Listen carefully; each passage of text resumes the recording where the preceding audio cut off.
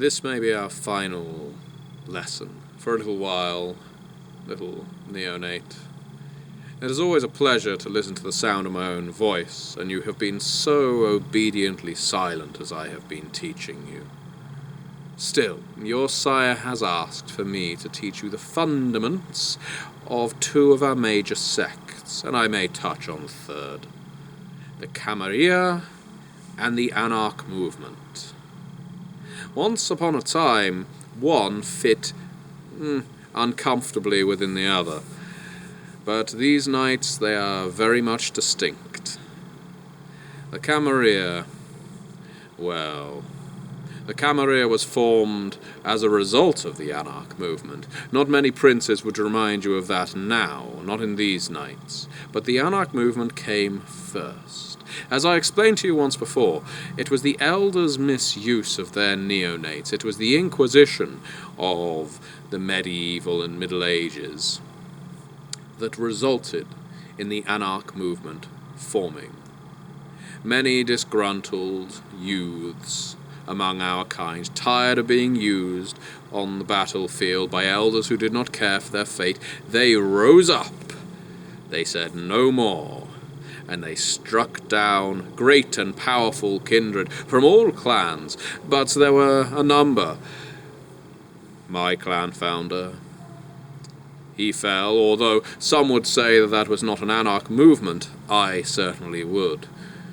The founder of clan Zimitzi, of clan La Sombra, they are said to have fallen as well, although events in recent nights would certainly advise us otherwise. Either way, the Anarchs led a successful campaign against the elders, the eldest of the clans. And what were the other vampires to do? They could not allow this to stand. They could not allow their own neonates, their own childer, to constantly nip at their heels, take down their power bases, and let their domains fall to anarchy, could they?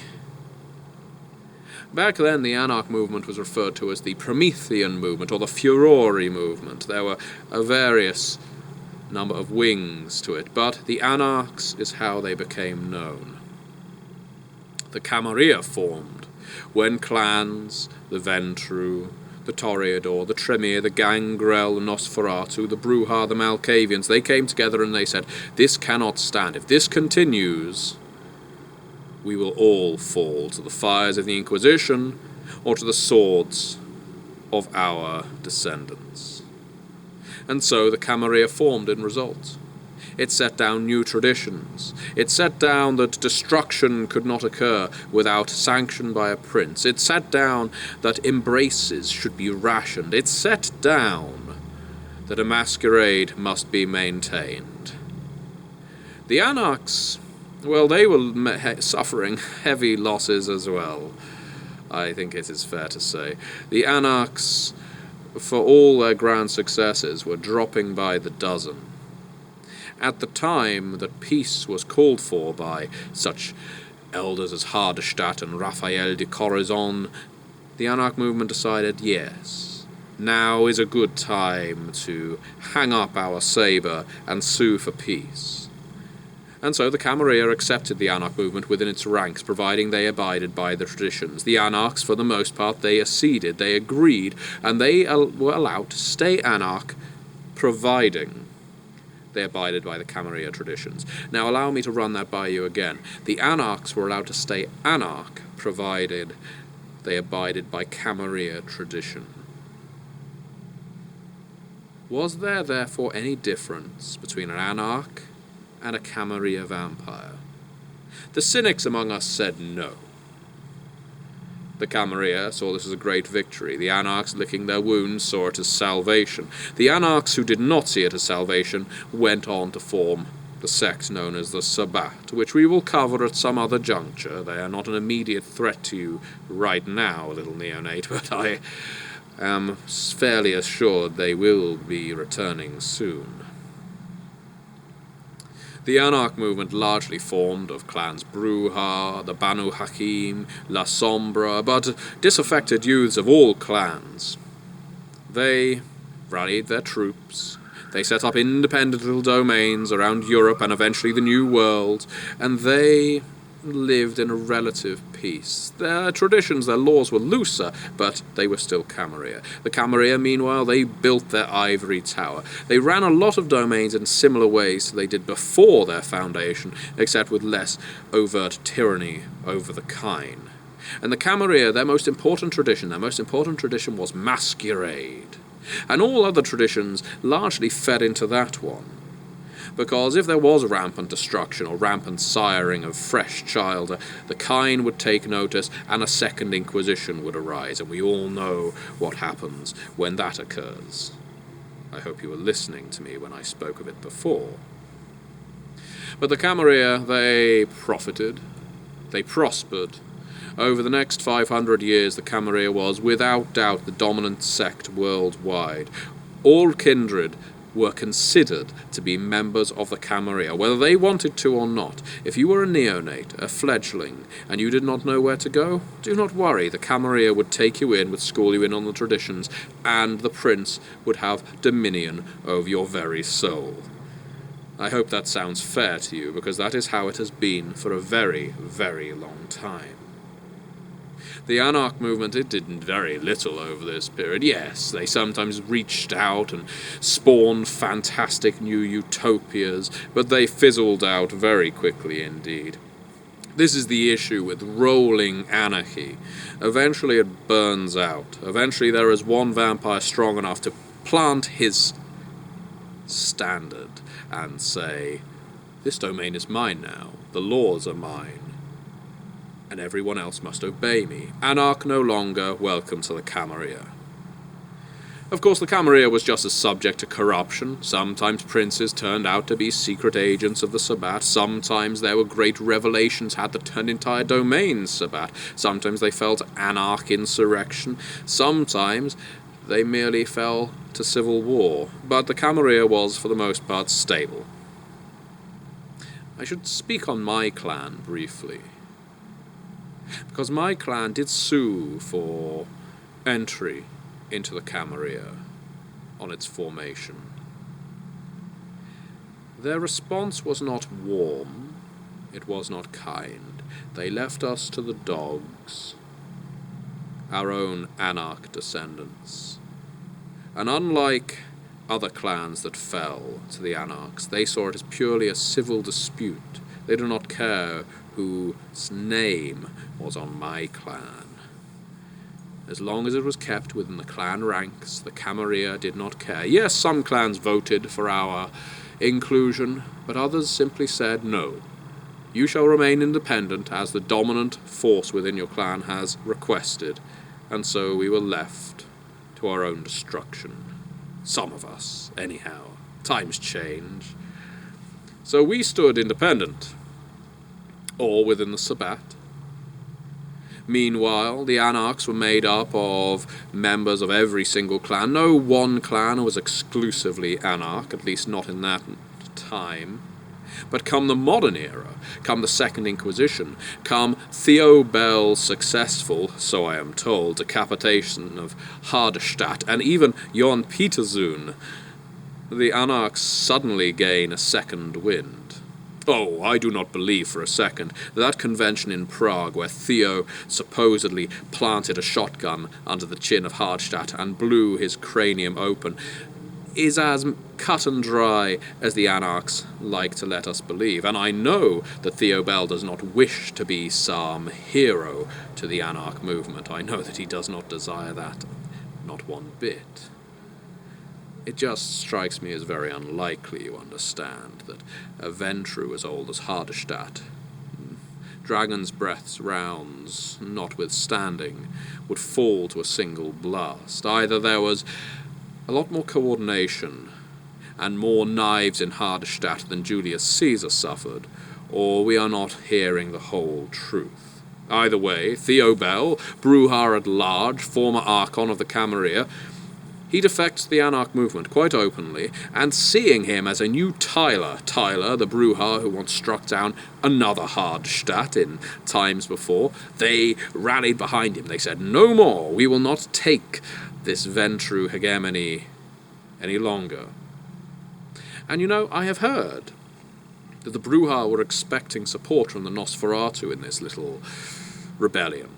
I had heard that the Nosferatu had promised support, and then they retracted at the last minute, forming an interesting, shall we say, feud between the clans in recent nights.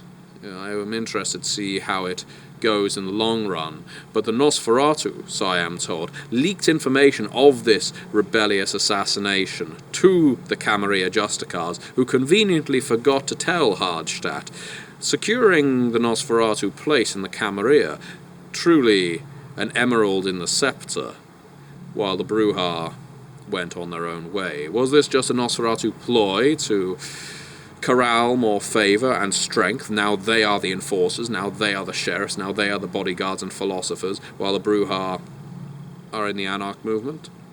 I do not know. You would have to ask a Nosferatu who was there, and I doubt they would tell you, unless you had something very good to offer them.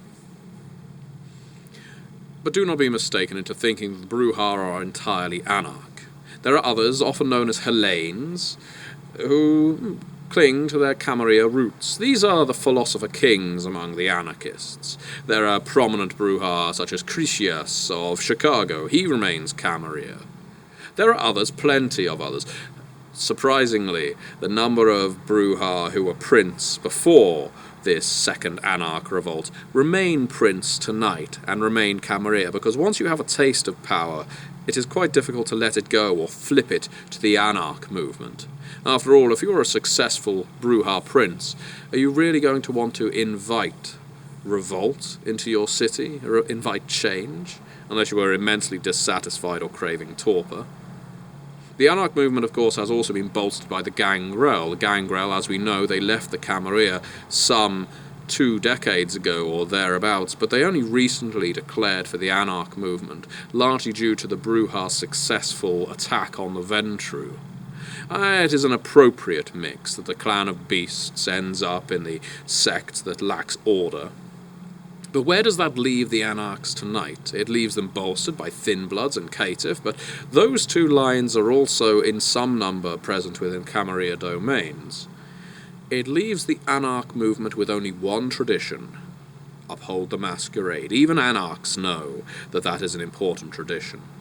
And do not think for a second that I am dismissive of the Anarchs. They have achieved great things, and sometimes corrupt powers do need to topple in order to see a new night for us. But time will tell. Will they be successful? Will they fall flat just as they did before? And when they realize they are being harried by Inquisitors and Sabbat, will they come scuttling back to the Camarilla for sanctuary again? Will Brujah and Gangrel pride allow it? Another interesting inclusion to the Anarch movement in these nights is the Ministry. Yes, they have undergone a rebrand, the followers of Set, embracing their polytheistic urges. The Clan of Faith now eschews the title the Clan of Serpents. They are once again the Clan of Faith. They are the spiritual advisors to the Anarchs. Yes, the Brujah are the philosophers. Yes, the Gangrel are the warlords. But the Ministry, they will guard your soul, they will keep you humane, they will guide you on the path to Golconda if you ask them nicely.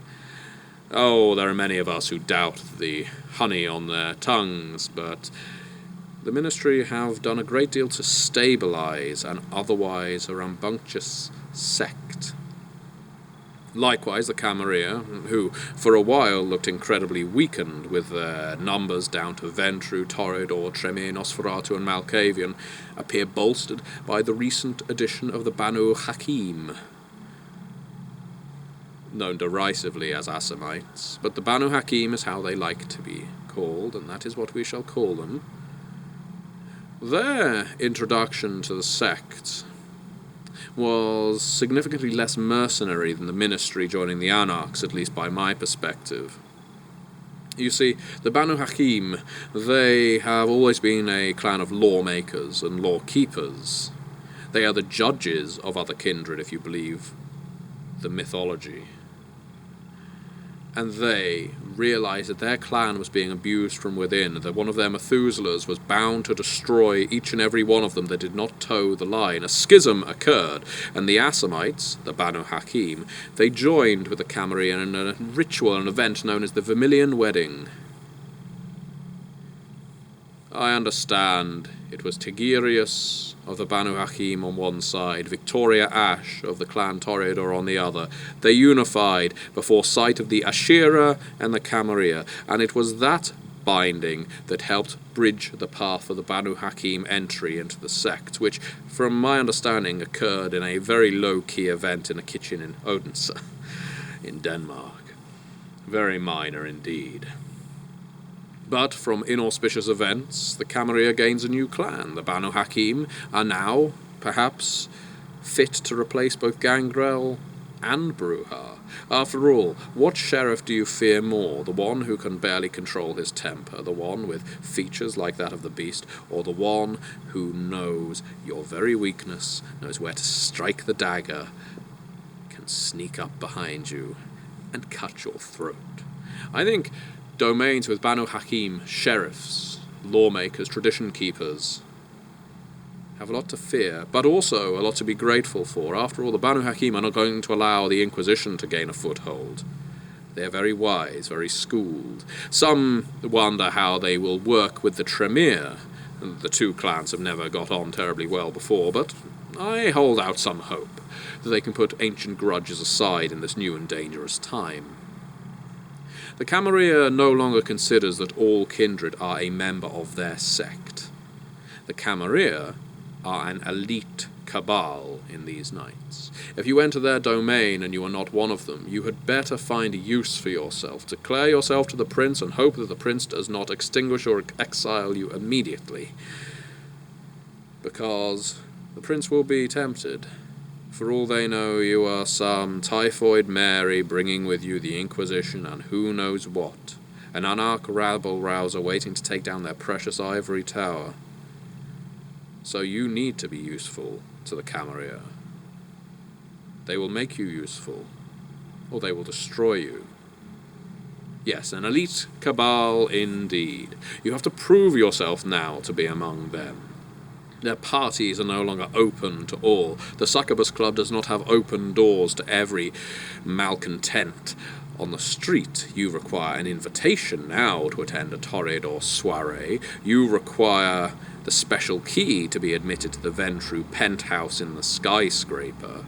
Even the Malkavians will not touch Anarchs, because the Malkavians, perhaps wisest of all the clans in the Camarilla, they know what is coming, they know what is possibly on the horizon, and they will do whatever they can to secure their position and secure their sect. They know that they need the Camarilla to keep themselves extant, and therefore they despise Anarchs.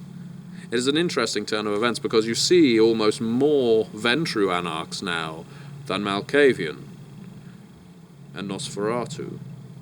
Those two clans, often considered the weakest within the sect, cling to its bars, its gilded cage, more tightly than what was once known as a high clan, the Toreador and the Ventru. Ventru Anarchs, they're an interesting breed, I will give them that. Often of a libertarian stripe, who do not believe that they have to abide by Camarilla traditions in order to be profitable, in order to ascend to power. They believe they can make their own way. They only need one tradition. Everything else is off their own back. They are intolerable. Intolerable, but very successful. I suppose our friend Marcus Vitel of DC is a form of Anarch, in that his domain is independent, but he upholds some of his own traditions, gleaned from the Dark Ages. It is interesting that perhaps the most modern city in the United States is governed by a feudal warlord. Maybe that is not so surprising. The Sabbat are still present. The Sabbat, the blood cult, the murder organization, the sect that vampires flock to when they have given up on humanity. Do not forget that the Sabbat is a cult. If you are embraced into the Sabbat, you are immediately washed with all kinds of propaganda about what you should believe, the people you should hate, the kinds of crusade you must embark on in order to survive. They still pursue their hunt for the antediluvians, for Methuselahs, for elders. They are bloodthirsty, they are savage, they are to be feared. There is no doubt about that. They are not done with us. Just because a great number of them left our shores and headed to North Africa, the Middle East, to pursue the Gehenna Crusade, there are some that remain, what I like to consider the stable ones, once known as the conservative or ultra-conservative Sabbat. They hold on to their domains, they fight from the home front, and do not think that they have lost their vitriol, their venom. They're still utterly lethal. These are interesting times for all three sects, because you see changes wherever you go. I hear tell there are even some La Sombra making entreaties to the Camarilla for admittance. After all, did the La Sombra not say that the reason we did not join the Camarilla in the first place is because they denied the existence of antediluvians? There was so much in common between Ventru and La Sombra. They could be opposite sides of the same coin. One in control of the feudal hierarchy, one in control of the ecclesiastical hierarchy. But ultimately, still high clans, still embracing from the best of the best, the cream of the crop. Well, the La Sombra are now seeing that the Camarilla are not denying the existence of antediluvians. They are accepting sections of our mythos. Indeed, the Church of Cain, that the La Sombra once hunted near to extinction, is appearing in various Camarilla domains, as are the Bahari. And so, where the Church goes, the La Sombra often follow. Will this see a great migration of the La Sombra? I doubt it. Many were embraced purely for battle, purely for bloodshed. Some were embraced for their tactics on the battlefield. Some were embraced because they had the makings of a monster. Some do not wish to give that up. But others, what I like to call the pragmatists, among the amici noctis, the friends of the night, they know the way the wind is blowing. And they know as their sect grows increasingly savage and bloodthirsty, their lives are not protected. It will be interesting to see, will the La Sombra make the supreme defection? Will the Camarilla even admit them? They are an exclusive club, after all. But they are an exclusive club lacking members. You could say the Banu Hakim took the role of the Gangrel. But in that case, who will take the position of the Bruar? Time will tell. Where do I place myself in all of this? Well, some Cainites consider themselves autarkies, independent. My domain is nominally Camarilla. We uphold the traditions. We uphold the worship of Mithras, of Clan Ventru. We maintain the Masquerade. We send our happy little reports to the Justicars. We ensure there is no trouble on the streets and that inquisitors are not hounding us at every instant. So yes, I suppose we are Camarilla. I am even held in high regard by some of them. But I can see the temptation. I can understand why the Anarchs do what they do, why they reach out for humanity, why they emulate revolution, why they instigate revolt. Because change is desirable. We cannot get locked into the same positions we have been in for centuries, because when we do, stagnation occurs, rot sets in, another inquisition comes. Likewise, I can understand the drives of the Sabbat. We are monsters, after all. There is no denying it. And there is only so long that you can keep that leash on your beast. But the Sabbat have a way. They have a way of controlling their beast. They have a way of speaking to the heart of the vampire and telling that vampire exactly what they want. Revenge, blood, power. It is all at your fingertips if you are a member of the Sabbat. Still, my money is on the Camarilla.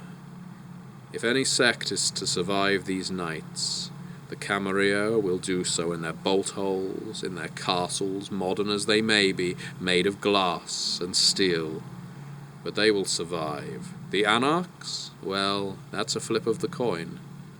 They will either burn out like a galaxy, or they will ascend to greatness. They will usher in a new wave for we kindred and Cainites. I'm very much looking forward to seeing who comes out on top, and whether the Sabbat return from their crusade glorious, puffed and fed on vitae of Methuselahs, and when they come back as blood gods to our world, what they will do to us then, and whether Camarilla and Anarch will be able to stand side by side against the ravagers of the Sword of Cain. Time will tell, little neonate. Thank you very much for listening.